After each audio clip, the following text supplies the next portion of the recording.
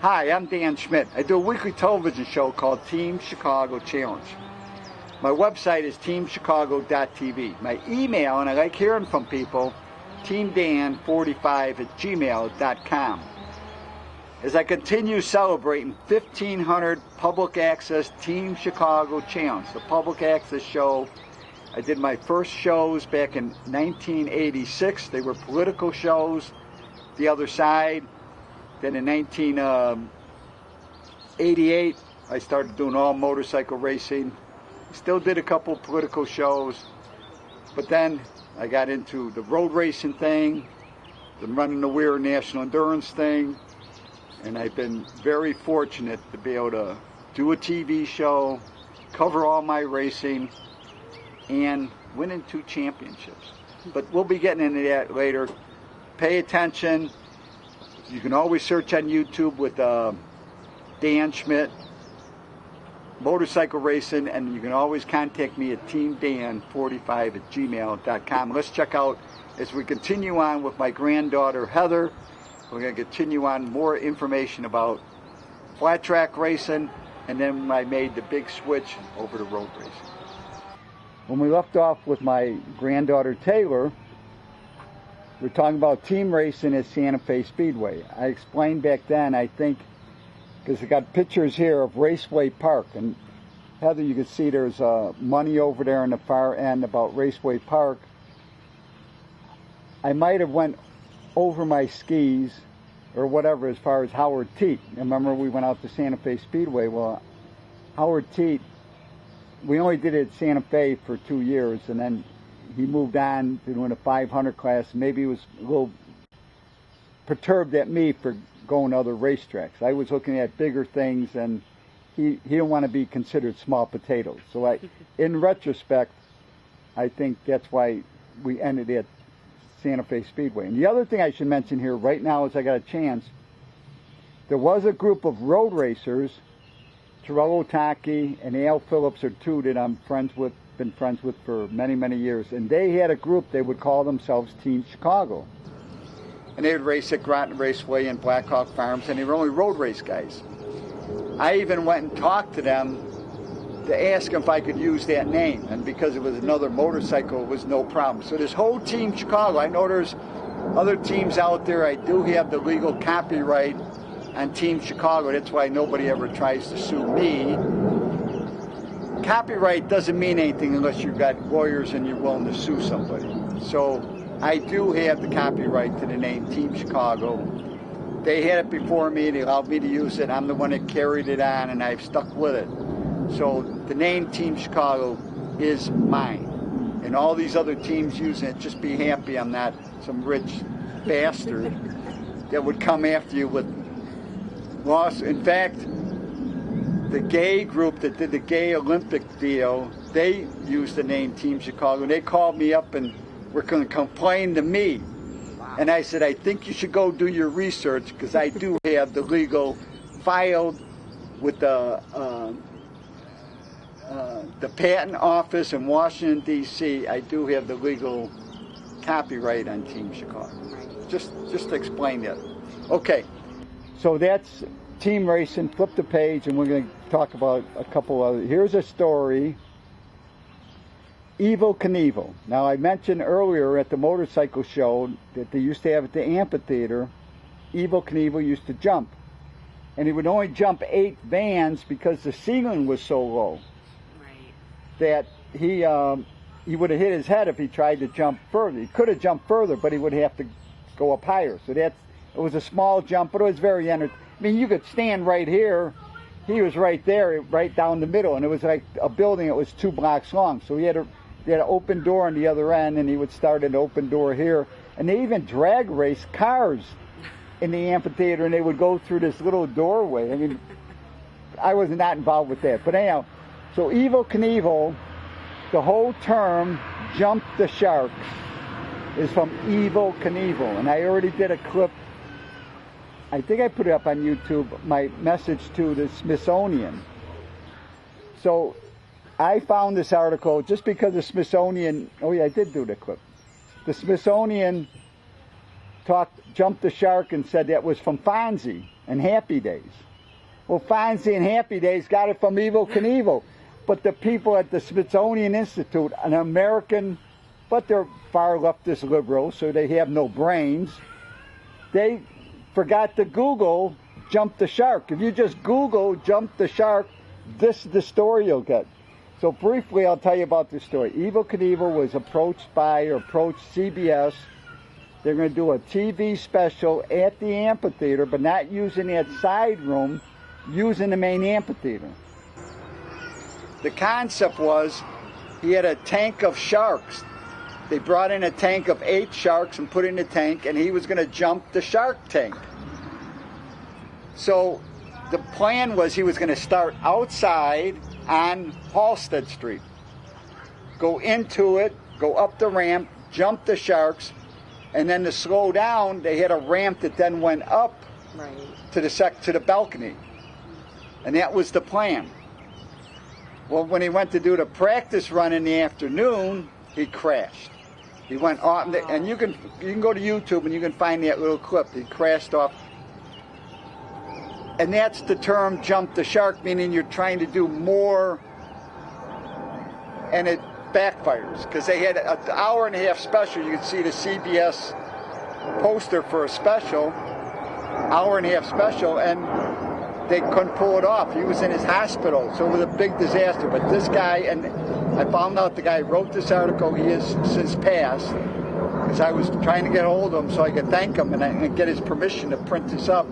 But that's why it's in my book. I wanted just Evel Knievel. I didn't know Evel Knievel. I know Evel Knievel did try racing motorcycles at Ascot, and he figured he could make more money jumping than he could racing. So that's. And what year was that in? This was 77 also. That's why. Okay. So keep going.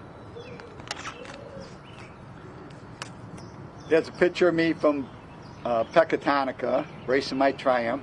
And here's another schedule. You can see my racing in 78? Yeah. 78, a little less racing. I still haven't made enough points to make expert. I'm still trying to get points. My Triumph is no longer competitive. Short tracking, it was just, but that's the schedule. I did make some points. It did take me a while to finally make expert, but I did make expert. So. Okay, keep going. So, I'm pretty proud of these pictures. These are the only pictures I have. I mean, the only pictures I have of my coffee truck are painted the bike, got Dan's coffee cup on the gas tank. So I got the bikes and the pictures in front of the coffee truck. So it's the only pictures I have of my gold coffee truck. My good friend Tom Yunker painted my truck. He then went on and opened up Mr. Van. He eventually went on, the late, great Tom Yunker, another friend of his passed. But he went to Mr. Van, had the van business. Eventually he ended up making handicap conversions, and that's what he's been doing for the last 30 years.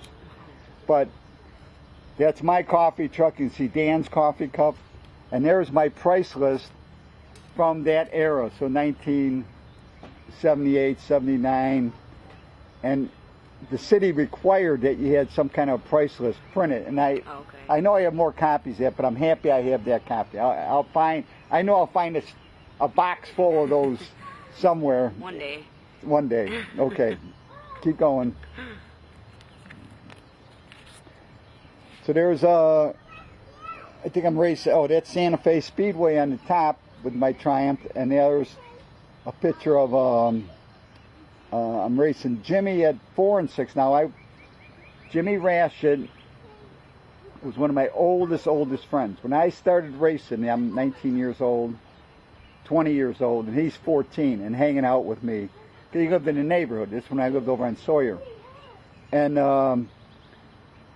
best mechanic in the world. Even at 14, 15, he was a marvelous mechanic. His dad had a repair shop, gas station at Mozart and Irving Park.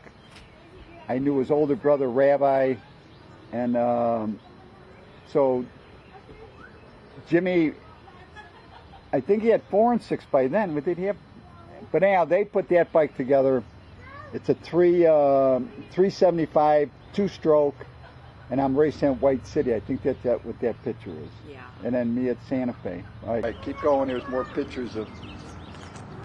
Here's a picture of George Mack on the ice. My good friend George Mack, who I've been friends with. The George Mack story is George Mack was a track champion at Santa Fe Speedway 1955 and 1956.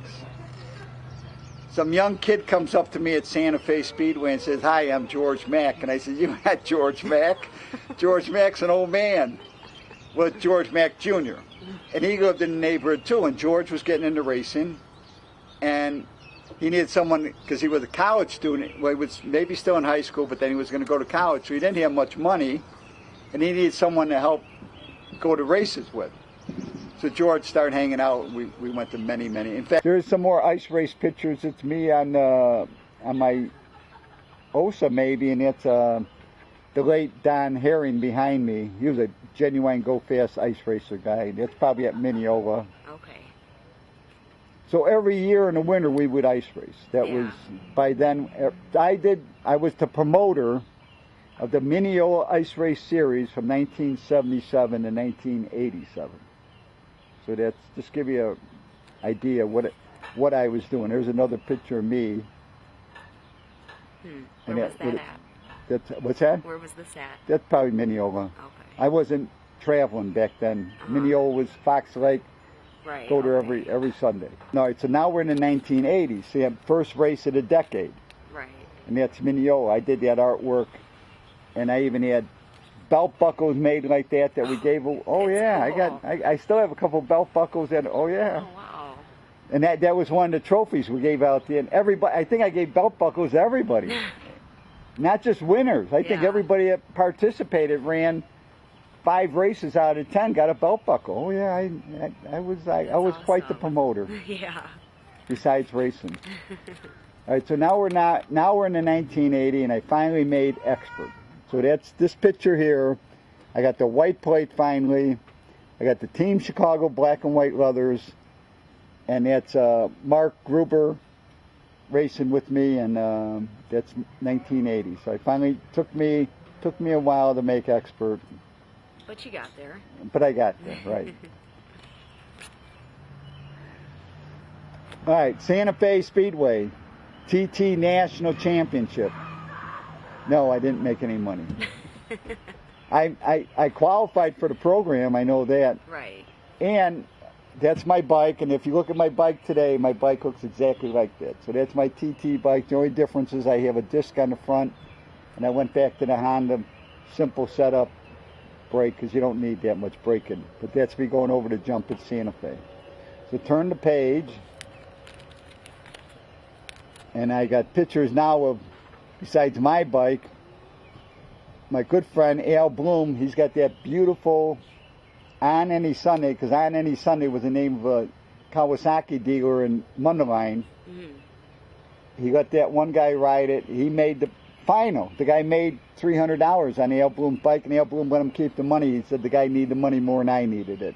All right, so here's a cartoon that I drew, and it had to do with the claiming rule. See, one thing I understand about all this racing, it was claiming rules. That's why the Harley XR 750, when it came out in '72, only sold for $2,500. Because the claiming rule, just like in horse racing, was $2,500. If someone had a bike worth more than $2,500, you could claim it. Right.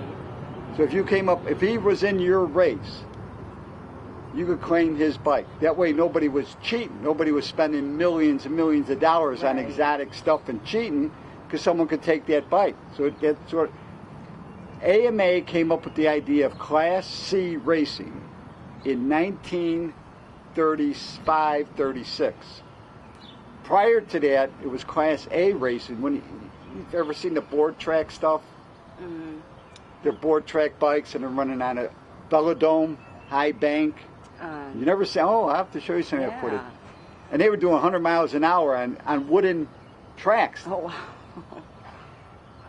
And they're all using exotic one-off, two-off. Harley Davidson would build trick motors, you know. Well, when the Depression hit in 30, you know, 30, 31, 32, nobody could afford to race anymore. Racing would have disappeared. Class C meaning production-based motorcycles.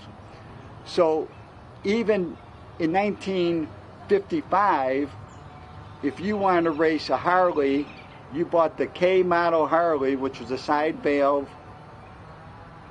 Finally, they had a foot shift, but it was a flathead engine, 750, and you had to run that same chassis. It wasn't until maybe 1962 or so that they allowed aftermarket frames. You had to run the stock frame that came with the bike. Right.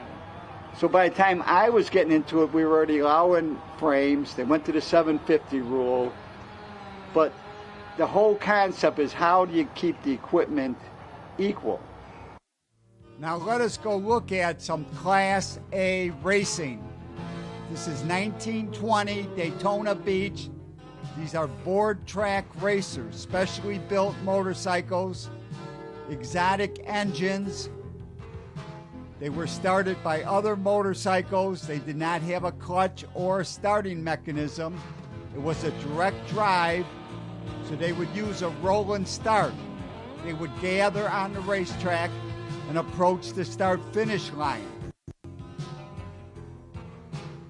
These were 750cc engines up to twin cylinders, reaching speeds of over 100 miles an hour. This is a 100-mile race on the board track, built by using 2x4s laying on their edge. That's how they built the board tracks. This is Class A racing. Unlimited budgets, factory-supported riders, 4 valves per cylinder, pushrod engines, overhead cam engines, but very expensive motorcycles. Going on to pick up the win was Gene Walker, and he was riding an Indian motorcycle, and he got paid the top cash. And now we're looking at the same motorcycles, board track type motorcycles, Class A racing on a dirt track. This is 1934. They changed the rule in 1933 to begin Class C racing, which would be production motorcycles. At this event, they are running the Class A bikes, the specialty bikes, high performance. They've got the thin tires, but they are running on dirt now. Most of the riders were factory riders, but it was during the Depression, and the money was not there to continue to support these exotic motorcycles. So the AMA created Class C racing. Going on to pick up the win, that is Joe Petrali, Harley-Davidson rider, resident of Milwaukee. That race was at the Milwaukee Mile. 49 national championship wins. He was the champion in 1931, 32, 33, 35, and 36 in Class A racing. And now we're looking at Class C motorcycles, 1934, that became the most important class with the AMA. Waving to the crowd, number 1, I believe that was Rex May. So these are production-based motorcycles, 750 cc's or 45 cubic inch side valve engines, mostly twin cylinders. Overhead valve engines were limited to 500 cc's. Most of them were single cylinders, but you could run a twin cylinder. But this is 1934, the first year they allowed Class C racing. As you can see, the speeds are nearly the same with these motorcycles, and I am sure the spectators could identify better with these motorcycles. Now let's get back to my conversation with my granddaughter, Heather. All right, So this is the last picture. Now we got the BMX stuff, but we're not getting into that. I'm going to wait till my son's kids are here and they can go over the BMX stuff, because Team Chicago was also a BMX team. I never knew that. It's very... My son was born in 1971.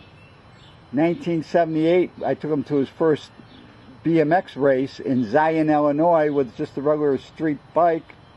And he was in the 7 to 11-year-old class, and he won. Oh, wow. Your uncle was probably the coolest 7, 8, 9-year-old kid. I mean, when he got, and he won national titles, you know, he won national races. But he would work on his own bike. Right. I mean, I never had, I mean, I bought the frames, bought the wheels, but he would, we had 3 sets of wheels. He would figure out which set of wheels he was going to race with. He would figure out what gearing. He would do all that, and he's 7 and 8 years old. That's amazing. Skip ahead. Here's the next book. So close that up.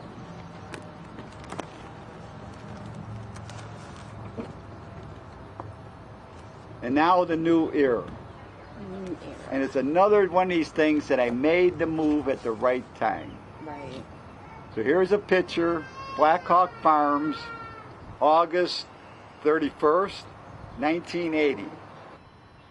I went road racing. My friend Buzz Pritz, that was hanging out at A Cycle World, got into road racing, and he was road racing his single cam Honda, 4-cylinder.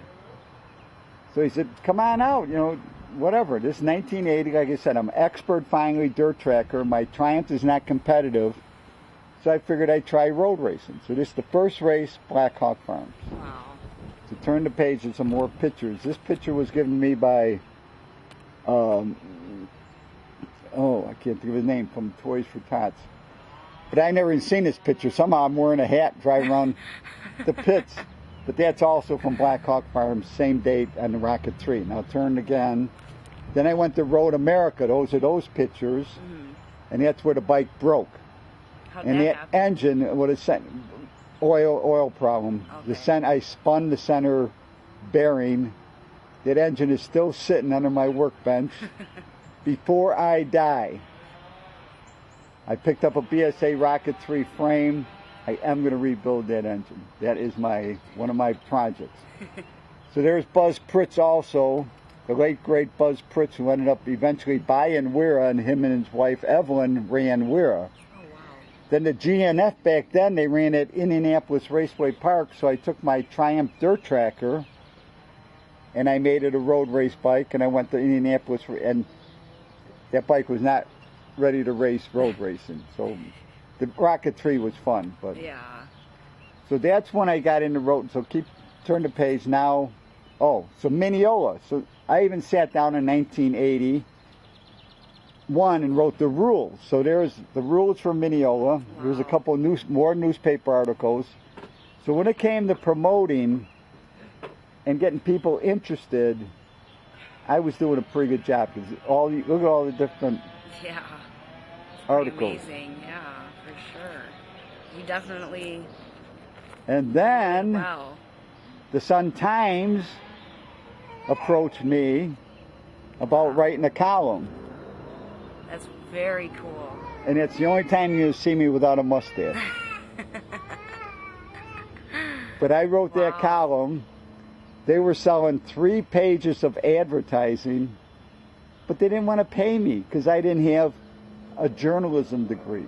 So here we are, 1980, 40 years later. I'm still a better journalist than anybody at the Sun-Times as we sit here today.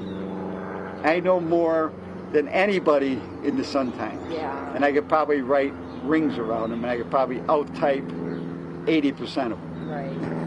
Oh, I believe it too. But I did that for a while. Then my good friend Linda Bloom, Al Bloom's wife, then she wrote for them, and they kept it going. So that, you know, Linda, it was great. Linda wrote articles for me, for the Mineola. So we've all been, like I said, the family of motorcycle racing has always been, you know, the greatest thing. Yeah. Here's a picture. Now this is the Peoria spring race.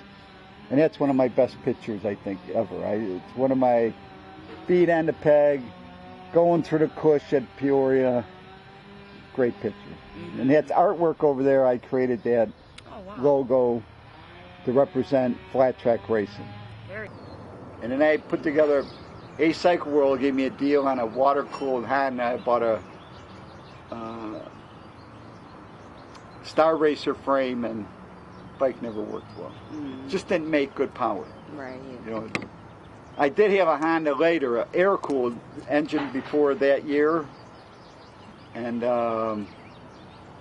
in a Champion frame, and that might be one of the best flat track bikes I ever had. Yeah. But anyhow, I think we are. I think we're running out of time. I think we covered quite a bit. Yeah.